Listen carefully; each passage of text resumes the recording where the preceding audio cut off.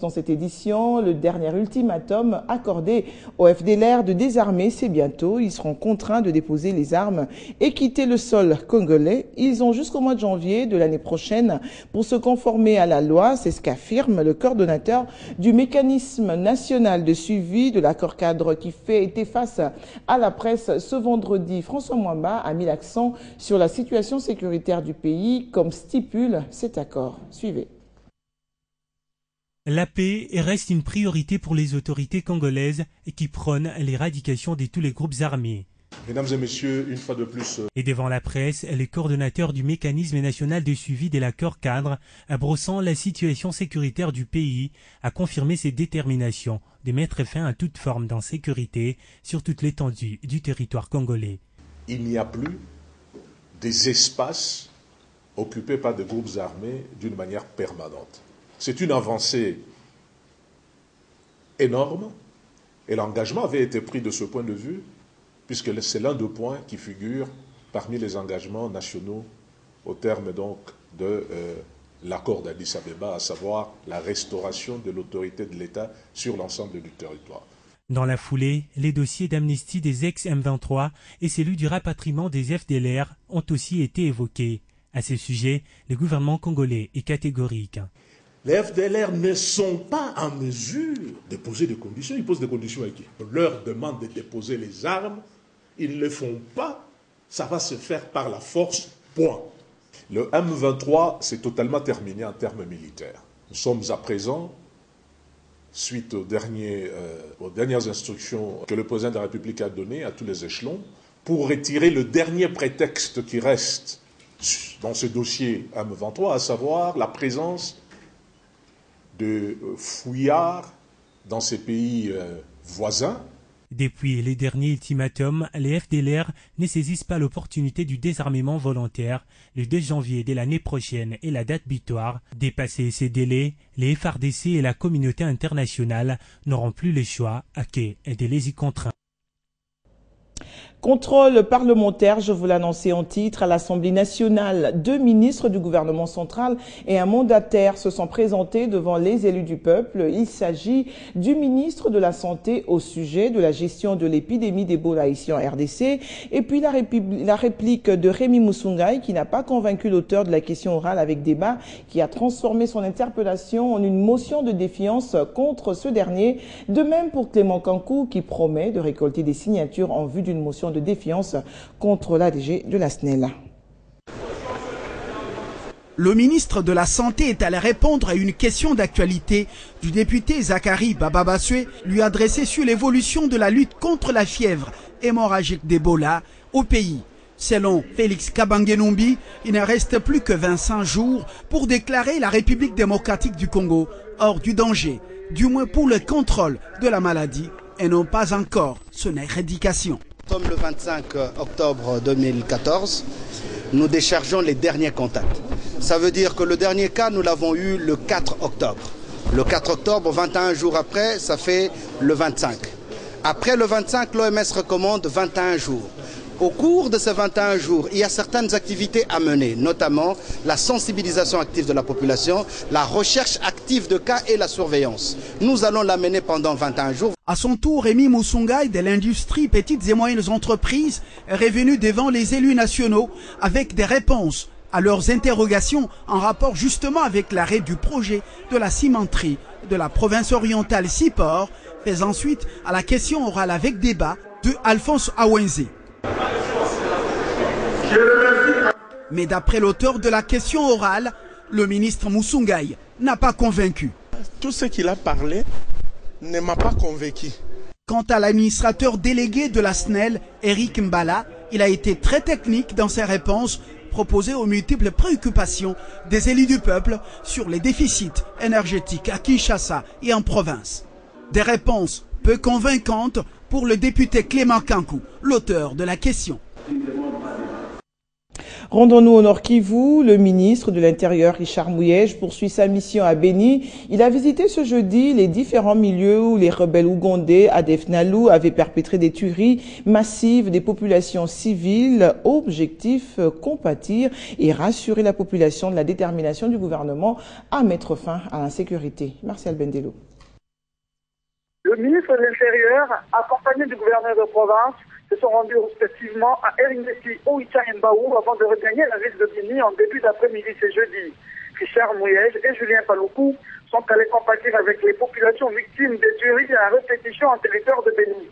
D'abord à Eringeti, le ministre Mouyej et sa suite sont très consternés après avoir visité différentes maisons où 26 personnes avaient été tuées il y a de cela quelques jours. Bloc Soubi à Eringeti, un espace abandonné par la population après le massacre. Pour honorer les victimes, le ministre de l'Intérieur est allé s'incliner devant les dernières demeures de ses compatriotes au cimetière de Mapiki, où il repose désormais à jamais. C'est très douloureux et d'ailleurs une honte pour un gouvernement, a déclaré Richard Mouyej, très triste. De là, le patron de la territoriale s'est adressé brièvement à la population de Eringeti, tout en présentant à cette population les compassions du chef de l'État, du Premier ministre et celle du gouvernement. Le ministre de l'Intérieur a annoncé qu'une commission va se rendre sur le terrain ce samedi pour rencontrer particulièrement les familles des victimes.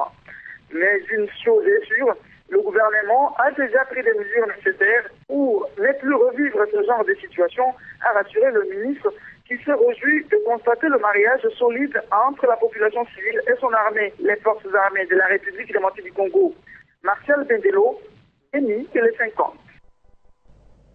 Revenons à Kinshasa. Dans sa nouvelle politique salariale, le gouvernement de la République vient de franchir un pas considérable. L'augmentation allant de 10 à 17 000 francs congolais est désormais effective depuis la paix en cours concernant le mois d'octobre. C'est une première étape et c'est en tout 450 000 fonctionnaires qui sont concernés sur les 1 million payés par l'État sur l'ensemble du territoire national. Bonne ambiance dans les banques commerciales du pays. Tout le monde sourit car c'est la paye. En plus de cela, certains découvrent une augmentation qui va entre 10 et 17 000 francs congolais, soit 10 000 pour les huissiers et 16 000 pour le secrétaire général. Moi, j'ai constaté une augmentation de 13 000 sur mon salaire. Alors, comme je touche 92 000, plus les 13 000, je crois que mon salaire maintenant est augmenté à 105 000. Ici sont concernés les administratifs et professionnels de la santé des provinces et ceux des ministères de l'Intérieur, fonction publique et de l'enseignement. De la banque TMB, Ecobank ou BIC que nous visitons pour cette paye du mois d'octobre, l'augmentation est effective, bien que dans le lot, certains veulent encore plus. Il y a quand même un petit changement, bien que ce changement n'était pas consistant. En tout, 450 000 agents bénéficient de cette augmentation sur les 1 million payés par l'État. Le gouvernement, dans sa nouvelle politique salariale, tient un avenir meilleur pour les fonctionnaires, de même pour les policiers et militaires. Objectif, prévenir la pré-retraite. D'où l'idée d'augmenter le salaire de base, puisque c'est de là que ressort le décompte final, et réduire l'argent de la prime. Une prime que tout le monde n'a d'ailleurs pas droit, et parfois fait croire à l'injustice. Une rationalisation de la rémunération pour le bien-être de l'agent lui-même. À noter que c'est une promesse du gouvernement contenue dans le budget 2014.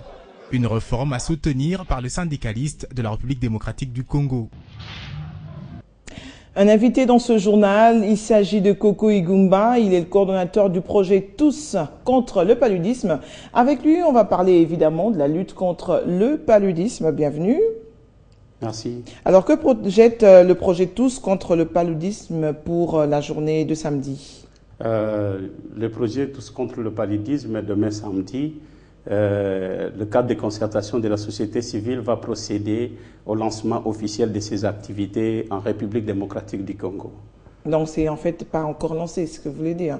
Ce sera une première activité que vous aurez à faire.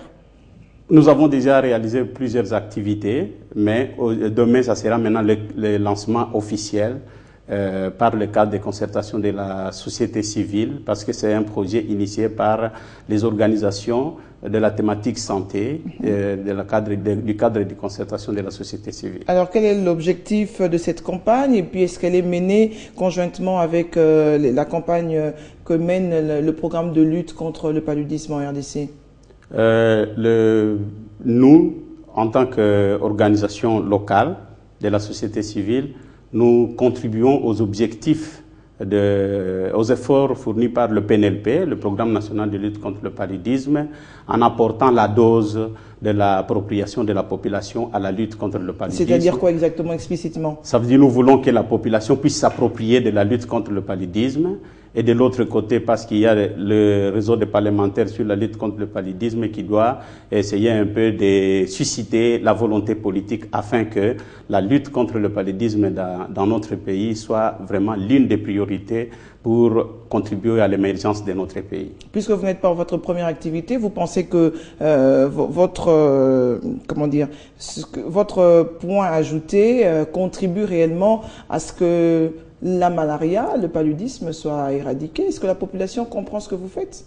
Effectivement, c'est vrai que nous avions, avant de nous lancer par des communications médiatiques, nous avions commencé d'abord par des activités de base, en élaborant d'abord le projet pour qu'il soit un projet présentable, accepté aux normes des standards internationaux.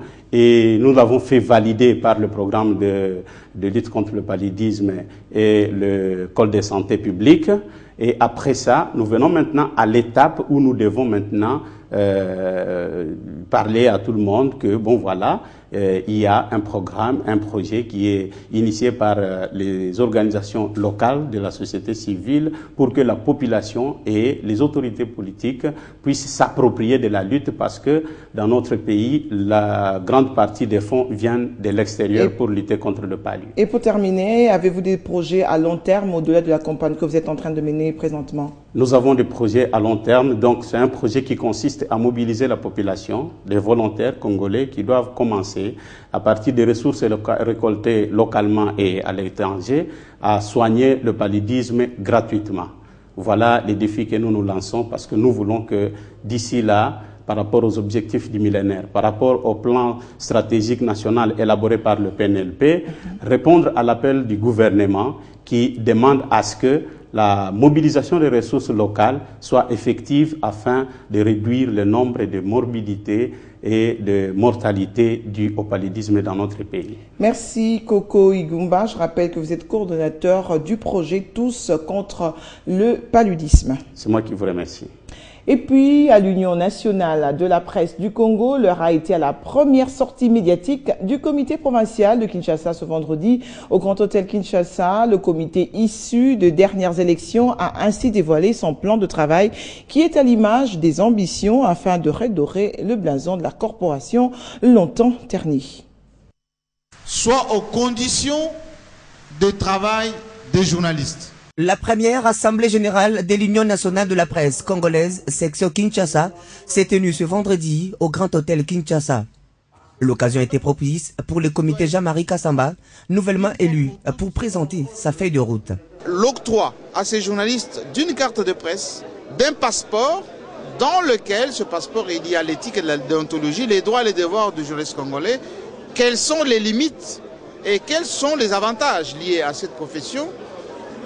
L'autre volet, c'est la formation du journaliste pour qu'il soit au niveau. Ces 5 axes majeurs visent essentiellement l'amélioration des conditions de travail et du social du chevalier de la plume, opérant à travers la ville-province de Kinshasa. Nous ne pouvons pas accepter que nos confrères et consoeurs vivent la vie des galères en permanence. Nous allons essayer de voir avec leurs patrons comment les sécuriser en termes juridiques, mais également trouver des moyens pour qu'ils soient rémunérés les cas échéants. Pour ce qui est du retour à l'ordre au sein de la corporation, gangrénée depuis quelque temps par divers maux, L'exécutif provincial de la structure s'est décidé, à l'instar du Bureau national, de faire de l'obtention de la carte de l'UNPC son principal argument dans la bataille pour le retour de la légalité dans l'espace médiatique quinois. Moi, je pense que c'est une bonne chose d'avoir une carte parce que, en fait, nous-mêmes, le journaliste, on est buté à ces problèmes et on est avec ceux qui sont non journalistes, comme on l'a soulevé tout à l'heure. On a parlé de faux ou vrais journalistes. Alors, ça sera vraiment une bonne chose pour essayer d'éradiquer les moutons noirs. Le nouveau président de l'UNPC vient de donner le ton. Il nous faut des journalistes dignes, couverts du professionnalisme et d'un sens de l'éthique élevé. Modèle de solidarité confraternelle à l'endroit de ses membres, notamment ceux en situation de conflit avec la loi, les comités projettent dans les tout prochains jours une visite à Mike Moukebaye, journaliste incarcéré au CPRK jusqu'à ce jour. Un saut à l'Équateur, le gouverneur intérimaire de cette province